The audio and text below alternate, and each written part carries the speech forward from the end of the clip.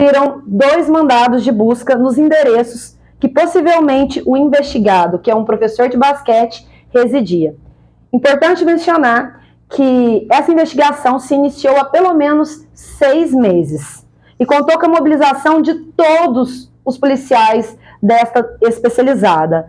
Isso porque são várias vítimas, pelo menos 6 crianças e adolescentes. Ouvimos as genitoras, os familiares dessas vítimas e constatamos que, dentre os crimes praticados, há o estupro de vulnerável e crimes envolvendo pornografia infantil. Nos dispositivos eletrônicos do investigado foram encontradas imagens de pornografia infantil de um dos alunos.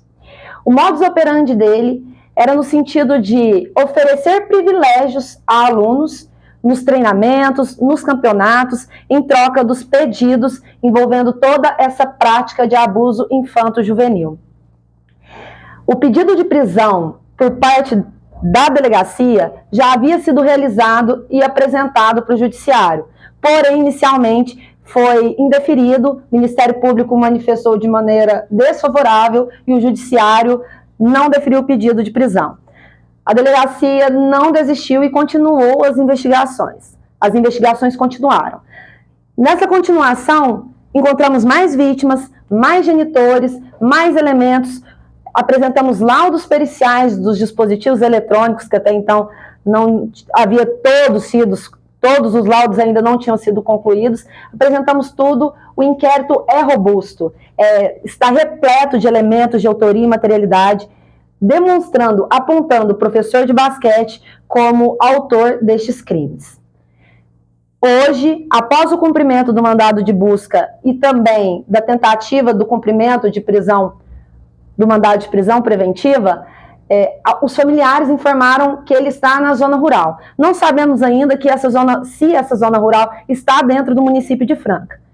Já digo que se ele saiu do município de Franca, ele está descumprindo ordem judicial, porque uma das cautelares que havia sido deferida pelo Poder Judiciário era no sentido de que, se ele se ausentasse do município, deveria pedir autorização judicial, apenas com prévia autorização judicial.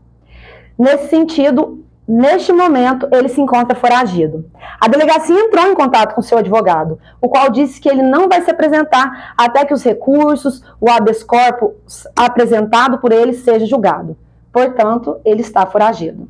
Ouvido após todas as escutas especializadas das crianças e adolescentes e também das genitoras, ele foi ouvido. No seu interrogatório, ele nega os fatos. Ele nega, fala que tudo isso são interesses das mães. Hoje, no cumprimento do mandado de busca, é importante eu mencionar que eu perguntei para a mãe: vocês receberam alguma citação de processo, intimação para responder algum dano moral? Se essas mães estão pleiteando alguma coisa patrimonial na esfera civil? Ela me falou que não. Então, ou seja, essas mães querem justiça.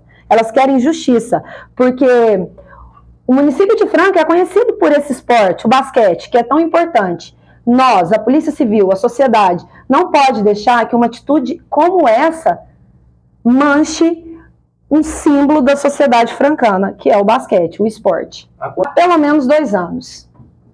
Nós lidamos nessa investigação com vítimas homens. É de conhecimento comum que a maioria das vítimas de violência sexual é do sexo feminino. E isso facilita nas investigações, pois elas se sentem mais à vontade de contar o abuso sexual. Por se tratar de vítimas homens, crianças e adolescentes, tudo fica mais complicado e delicado, pois não é uma questão comum a ser enfrentada. Essas crianças, adolescentes têm vergonha do que aconteceu e muitas delas não tinham noção de que o que estava acontecendo era um abuso sexual. Muitas mães foram surpreendidas pelos relatos das crianças e dos adolescentes após o início das investigações. A senhora ouviu quantas crianças? Pelo menos 10 crianças. Doutora. O celular dele, inicialmente, nós constatamos as fotos, mas a perícia ainda continua e vai apresentar maiores laudos periciais justamente para falar sobre outros meios de investigação. O primeiro caso chegou de maneira informal, por meio de uma denúncia. A pessoa veio aqui, conversou com um de nossos investigadores, outra pessoa também conversou comigo e contou sobre os casos. Não era a vítima, era um terceiro que havia tomado conhecimento dos fatos. A partir de então, as investigações iniciaram, chegamos até a primeira vítima e a partir da primeira vítima até as demais. Por quê? Porque nós chamamos todos aqueles adolescentes, por isso que eu falei que foi uma investigação complexa. Nós pedimos ali o controle de todos aqueles adolescentes que treinavam com o investigado para então fazermos as escutas especializadas e chegar até as outras vítimas. Doutora, Importante mencionar que o autor foi indiciado por estupro de vulnerável.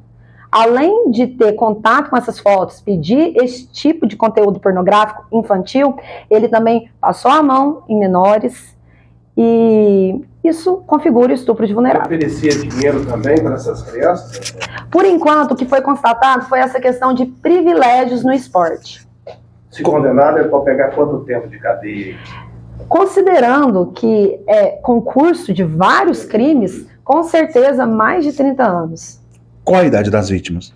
Idade das vítimas de 12 anos, 13, 14, variadas. O menor com 12 anos. Isso. Pode ser que tenha de 11, mas eu não estou certa agora, porque foram várias vítimas, mas de 12 eu tenho certeza que teve vítima de 12 anos. Há quanto tempo vocês estão investigando já, doutora? Há pelo menos 6 meses.